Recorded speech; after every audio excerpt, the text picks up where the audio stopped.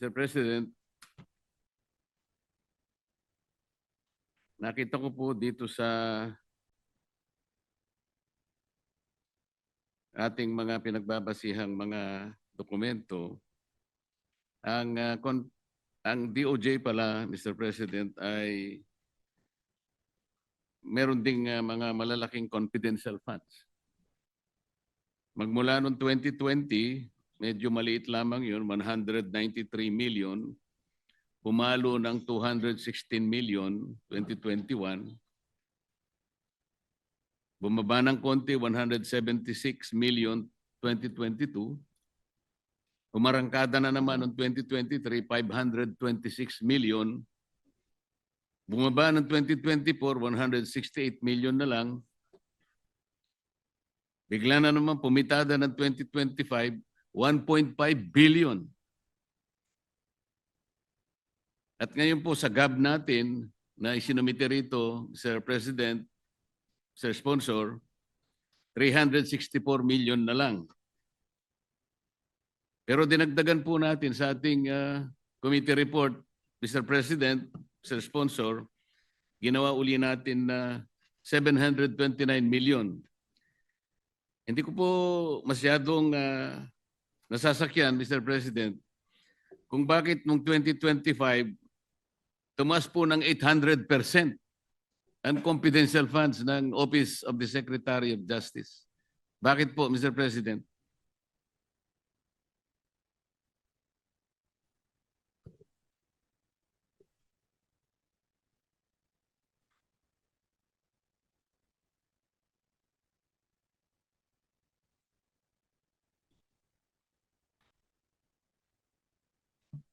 Tama ho kayo, Mr. Senator Marcoleta. Yung pag-increase po ng confidential fund sa Office of the Secretary, ito po ay request ng ahensya in the context nitong mga nangyayari ho sa atin ngayon sa flood control issues at mga iniimbestigahan ho nila. Ito po ay ginagamit nila sa pagkukuha ng mga information, pagkukuha po ng mga ebidensya, at ina-anticipate ho nila na in the following year, tuloy-tuloy rin po yung pag-iimbestiga ho nila. So in fact, during if you remember, I think you were there during the budget hearing, isa po rin to sa mga tanong ko bakit from 1.1 billion yung confidential funds, bumagsak po siya sa 34 million. Dahil ang konteksto ho nito, ang daming iniimbestigahan, ang dami pong personalities na lumalabas. So after they realized na ganun ho talaga ang mangyayari, they requested for an additional 180 million, which we find reasonable in today's context. Mr. President, yung 2025 po na 1.5 billion, nauna na pong nailatag ito bago pa dumating ang iskandalo ng flood control. Paano po na project na darating ang iskandal? Ho yun, hindi iba ho yun. I was pertaining to the 2026 po. Hindi po, ang sinasabi ko yung... Ay, 2025? Hindi ko po masakyan. From 168 million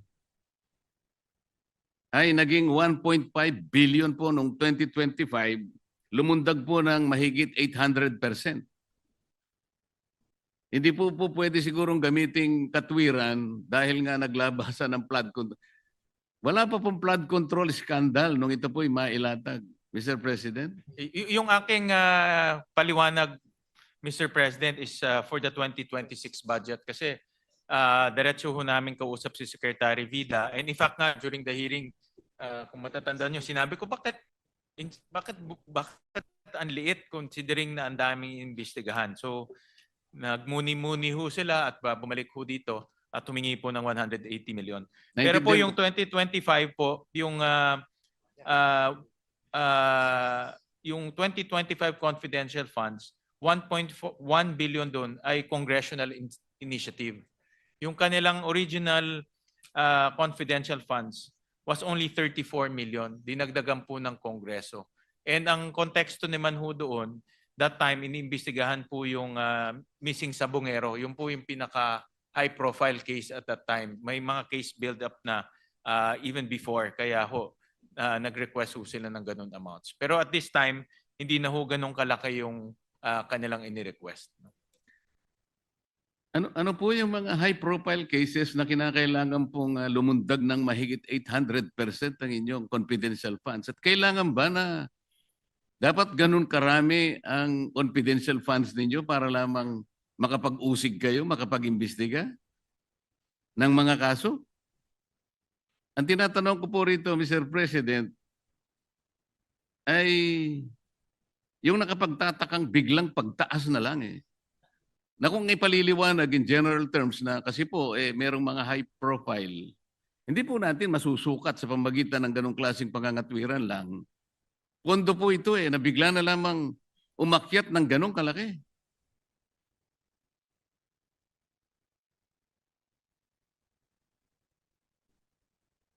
Well, at that time po, yung isa sa pinaka-high profile ay yung Mrs. Sabongero. At alam naman ho natin prior to the flood control, ito talaga yung binibigyan ng malaking diin na isang tabi lang ngayon because of the flood control. But at that time, full force of DOJ ang nag-iimbestiga ho nito. At maraming headways na. In fact, nakita na nila yung mga patay sa Laguna Lake at yung mga buto sa Laguna Lake. So, yun po isa sa mga high profile cases na inimbestigahan nila. Meron rin pong mga cases doon sa mga detention facilities ho natin, yung mga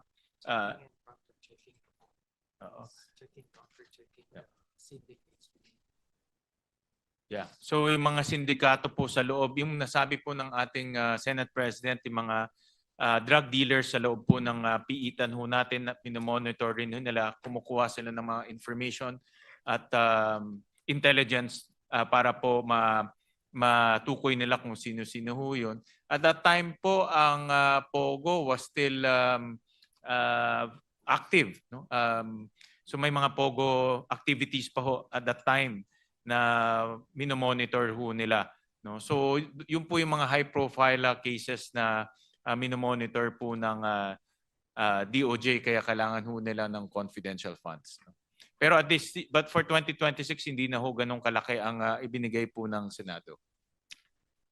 Mr. President, gusto ko po sanang paniwalaan yung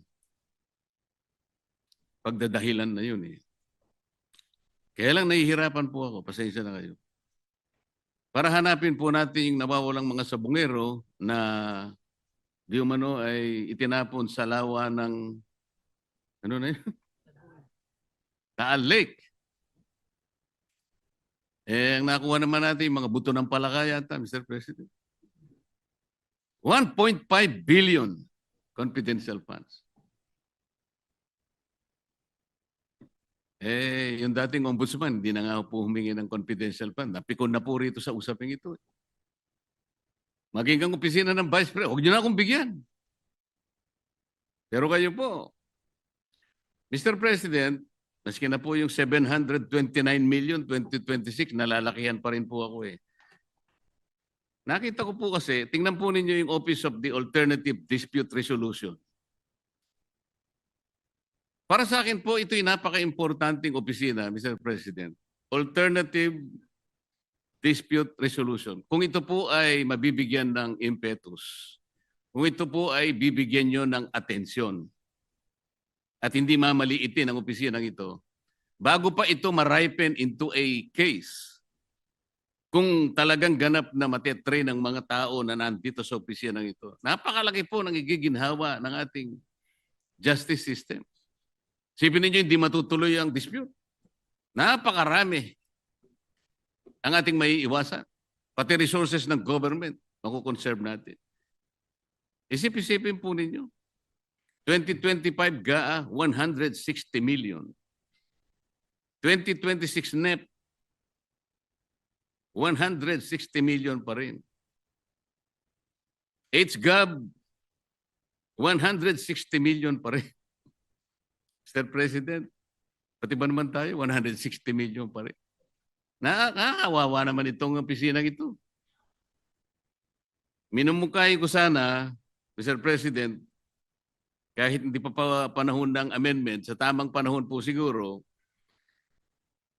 tapyasin na lang po natin itong confidential fund ng Office of the Secretary na 729, hatiin natin. Ibalik natin sa 364.8 million. Yung 365 million ilagay po natin sa Office of the Alternative Dispute Resolution. Para sa ganun po kahit na 500 million lang. Lumakas ang loob po ng mga kawani rito. Huwag po nating mamaliitin ito, Mr. President. Malaking bagay po ito. Kung tayo po'y naniniwala ng mga Pilipino ay hindi naman palaaway talaga at ang mamahalan, dito lamang po, Mr. Secretary of Justice, na acting ka pa lang yata. Bakit hanggang ngayon acting ka pa lang?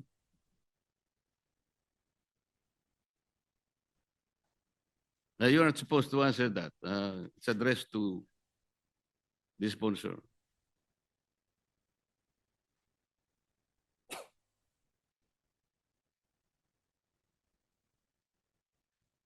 Opo, hindi pa ho siya nako-confirm, Mr. President. So, acting but with the full-fledged powers of the Secretary, Mr. President. Well, Mr. President, just to be fair lang ho, nung 2025, ang kanilang confidential funds is 34 million. Ang nagdagdag po ay Kongreso. Hindi ho sila ang nagdagdag. So, at that time, noong 2025, I assume na yung mga legislators nakita na marami silang hinahawakan na kaso, marami ho silang hinahawakan na investigation, so dinagdagan po ng Kongreso at that time. And this year naman po, if you break down the 729, 500 million of those will go to the Witness Protection Program. No? Kasi nga, and ongoing to, alam naman ho natin, ang dami ho nag-a-apply sa Witness Protection Program at marami ho dito sa mga nag-a-apply ay mayroong direktang information, direktang impormasyon kung sino-sino po yung mga sangkot dito sa flood control issue.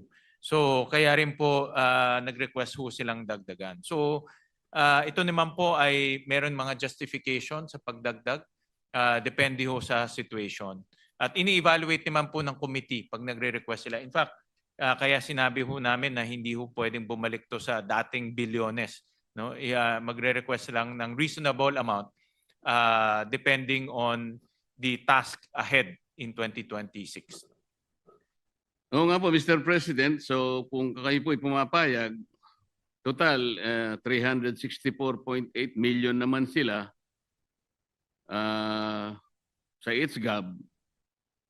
Ibalik na lang natin doon para po yung kalahati, kagaya ng aking pong pinapanukala, ibigay po natin sa opisina ng Office for Alternative Dispute Resolution. Magiging 500 million o 600, o halos 500 million po siguro, Mr. President, Mr. Sponsor, kayo naman po ang chairman ng Committee on Finance, baka sakali pong, para po lumakas ang loob naman ng opisinang ito, na talagang makatulong po sa pagre-resolba ng mga disputes ng ating mga kababayan. Maraming salamat po sa Mongkay, Senator Marcoleta. Alam ko isa sa mga advocacy niyo is itong alternative dispute resolution. Tama ho kayo na ang Pilipino po mapagmahal, no? At ayaw ho natin ng gulo at away. At yan po ay isa sa mga layunin po ng alternative dispute resolution na mag-ayos na lang at mapag-usapan po yung kanilang disputes. At pag-aaralan ho namin yung inyong mungkahi at nakita ko na maganda ang direksyon kaya titignan ho namin kung how do we improve the budgets of the Alternative Dispute Resolution Office. Parang nakikita ko po at nararamdaman, pumapayag po kayo, Mr. Sponsor. Basta kayo po nag-suggest, sigurado Salamat po po ako na ano ho yan, mahalaga ho yan. Salamat po. At saka pinaalala po nyo sa akin na naman yung WPP. Ayaw ko na po sanang puntahan yun. Pinaalala po ninyo, wala po ako magagawa. Pasensya na po. Ito si Secretary ho kasi. No? So, kasi alam naman po ninyo na nung nakaraang pagdinig ng Blue Ribbon Committee, nagtalo na naman po roon eh. Dahil po ipinipilit po ng Prosecutor General na isa pong mahalagang requirement nga raw po ng restitution para po ang isang aplikante ay maproseso. Ako po talaga ay hindi papayag doon kahit saan tayo makarating, Mr. President. Sapagkat ako po bilang isang abogado, naiintindihan ko po yung batas. Hindi po ako ang pinakamagaling na abogado. Siguro po ako'y karaniwan lang abogado. Ngunit sa akin pong pagkakaalam, kapag hindi po nakalagay sa batas, huwag po nating ipipilit. Kahit ano po ang sabihin ninyo, General Prosecutor Padulyon, hindi po niyo ako mapapaniwala. Sa totoo lang. Ngayon, kung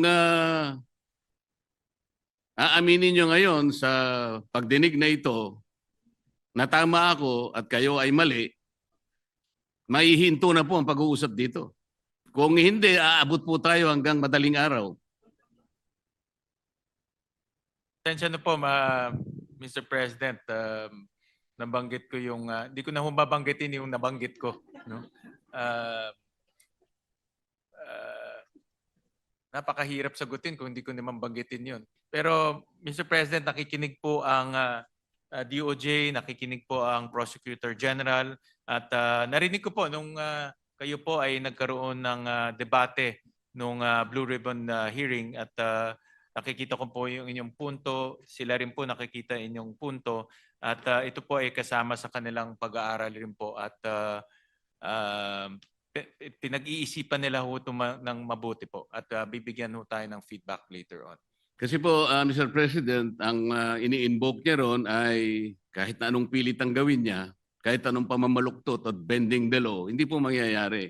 Ang sinasabi po niya is Section 7 po ng Republic Act 6981. Ang sinasabi po roon, confidentiality of proceedings.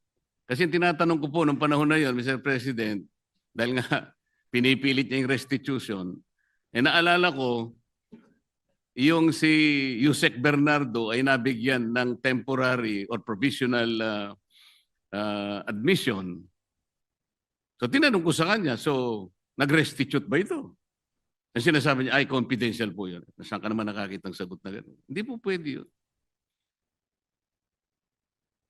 Gusto ba ni General Secretary Padulyon, Mr. President, babasahin ko sa kanya lahat ng indispensable requirements and even the additional requirements kung paano po mapoproseso ang aplikasyon. Ngayon, kung ito po madali lang ang gusto ko sabihin eh. Lahat naman po tayo nagkakamali. Hindi naman tayo sigurado sa lahat ng sinasabi natin. Talaga po ang tao ay nagkakamali. Yun ang pagiging tao. If he has the honor to at least amend himself, sabihin niya lang na naipagkamali ko po yun. Tatanggapin ko na po yun. Ihinto na po ako rito. At hindi na natin pag-uusapan ng WPP kahit kailan.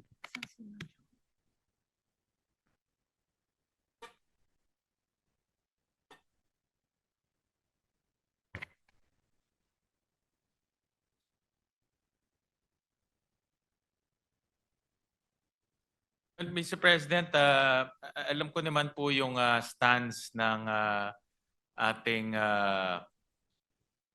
kasamang Senator Marcoleta at narinig ko nga yung inyong debate ng Blue Ribbon hearing. Very clear naman po sa akin ng inyong posisyon. Nasabi po ni Prosecutor General yung posisyon ng ehensya at para sa akin very clear rin, may basehan rin. At pero tingin ko baka mahirap ma-resolve ba ito ngayon dito, no? Kasi this is a difference of opinion and understanding. Ang suggestion ko ho ay bigyan ho natin ng panahon ang DOJ na pag-isipan mabuti ito, magmuni-muni. Nakikita ko naman ho pag sila ho pinag-iisipan, nagmuni-muni, bumabalik ho sila dito para magbigay ho ng kanilang komento o ideya. At hindi inaamin rin ho nila yung kanilang pag-a-adjust. No? For example nga, itong confidential funds, nung bumalik secretary, sabi niya nagkamali sila at kailangan itong pondo. So nakita ko naman yung ganun nilang ugali at hindi naman ho sila maninindigan kung mali ho talaga o talagang hindi tama po yung kanilang ginawa. At hayaan na lang ho natin bumalik ho sila sa kanilang dito po sa issue na ito. Ang DOJ po, Mr. President, is the government's principal law agency. It serves as a counsel at the same time a prosecutor. Napaka-importante po nun eh. Ngayon, ang ating Prosecutor General will offer an opinion.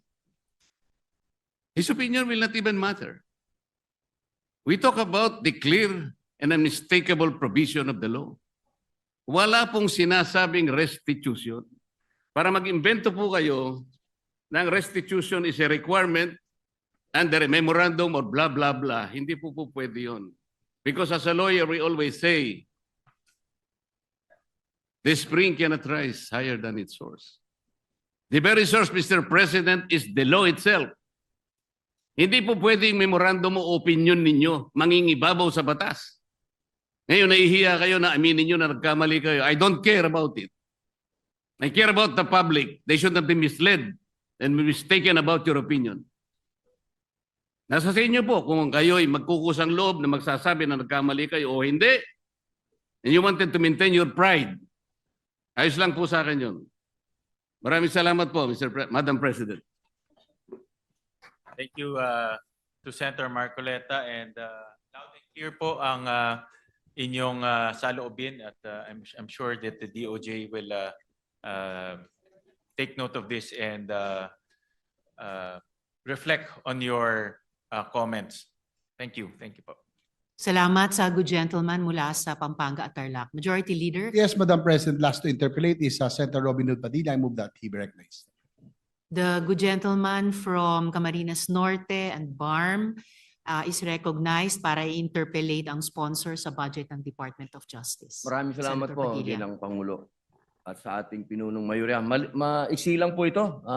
Pwede po bang makasagot ang ating sponsor sa Opo, ilang malaking katanungan? karangalan po para sa aking na masagot ko po yung inyong mga katanungan. Maraming salamat po. Kanina po, narinig ko po ang ating mahal na kasama, Senadora Risa Hontiveros, sa kanya pong pahayag patungkol po sa naging desisyon kay dating Mayor Alice Guo. Gusto ko lang pong malaman kung magkakaroon po ba ng extradition sa kanya dahil napatunayan po ba na siya ba ay isang hindi Pilipino at siya ay isang Chino?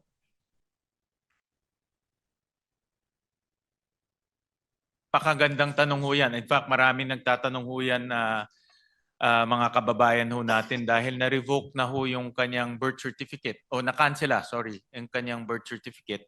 Na-revoke na rin yung kanyang passport, hindi na ho siya Pilipino. Pero meron ho siyang kaso dito sa atin. Kahapon lumabas nga ho yung qualified human trafficking sentence ho niya. Kaya dito niya isa-serve yung sentence niya.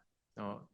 Pero dahil yung sentence niyon ay lifetime, no? So ibig sabihin panghabang buhay ho siya dito mananatili. No? Pero hindi ho siya Pilipino in that case. Wala pong pag-asa dahil ako po nung nangulungan, marami na po akong nakasama na mga foreigner. Opo, meron po diyan ay kaso din ay habang buhay. Opo, pero inaayos po nung embassy nila hanggang sa dumating ng mga panahon na padala din sa kanilang bansa. Yan po ba final na po yan na hindi talaga maipapadala? Well, qualified ho siya sa yung tinatawag nating GCTA, yung good conduct time allowance. No, so kung I'm sure alam niyo ho ito. Opo, I'm opo. sure pumasa kayo Produkto po ako niyan. I'm sure pumasa ho kayo ng GCTA. Mabait po ako mabait. Kasi nandito na kayo. So I'm sure produkto kayo ng GCTA. So baka nga qualified nandito rin pa siya. yung mga parole officer ko Baka nandito pa. At least alam nila na good conduct ho talaga pinapakita niyo. So qualified ho siya. Potential na umiksi ho yung kanyang sentensya dahil kung nagpakita siya ng maayos na na maayos na pag-uugali, pwede hong umiksi. Doon lang ang pwedeng masabi nating madideport ho siya, no? At Okay. that time. So kailangan po siyang mag-serve ng time. Yes, kailangan ho mag-serve dito sa ating bansa. No? Opo. Kasi dito po nangyari yung krimen. Okay. Ito naman pong susunod ko manifestation lang po ito. Tapos na po yun, okay na po, nasagot nyo na po. Ito lang po, manifestation lang po ito, maiksi lang po ito. Noong June 2025 po, ang Hungary ay umalis po sa ICC. Sa kadahilan ng ayaw po nilang arestuhin si Benjamin Netanyahu, ang Prime Minister po ng Israel. Dumating po doon, hindi nila inaresto, wala naman pong nagawa ang ICC, kundi magreklamo sa EU, ba't ginawa yun ng Hungary, ganun. Sa akin pong manifestasyon, kung kaya pong gawin ng Hungary na baliwalain ang ICC, sana po dumating ang panahon ng ating inang bayan ay proteksyonan po. Isipin niyo po, si Netanyahu ay hindi po yan Hungarian. Sana po dumating ang panahon na maproteksyonan din po natin yung mga kababayan natin na inaakasuhan ng ICC. Wala naman po akong tanong, manifestation lang po yon na sana ay magandang halimbawa po sa atin ang Hungary. Yun lamang po, maraming salamat po, Thank you. Ginang Thank you doon Tagapangulo. sa manifestation, Senator Robin. Maraming salamat po. Salamat po, Senator Padilla. Majority Leader. Yes, Madam President, Senator Erwin Tulfo will no longer interpolate but would like to insert into the records his manifestation of support for the DOJ's budget. So inserted. There being no other reservation of interpolation, I move to close the period of interpolation on the budget of the Department of Justice and its attached agencies, the Office of the Secretary, Bureau of Corrections, Bureau of Immigration, Land Registration Authority, National Bureau of Investigation, Office of the Government Corporate Counsel, Office of the Solicitor General, Parole and Probation Administration, Presidential Commission on Good Government, Public Attorney's Office, Office for the Alternative Dispute Resolution. And the same be deemed submitted to the body's consideration. There is a motion by the Majority Leader to close the period of interpellation and to deem submitted the budget of the Department of Justice and the enumerated attached agencies. Is there any objection? Hearing none, the motion is approved. Congratulations, Sadiq.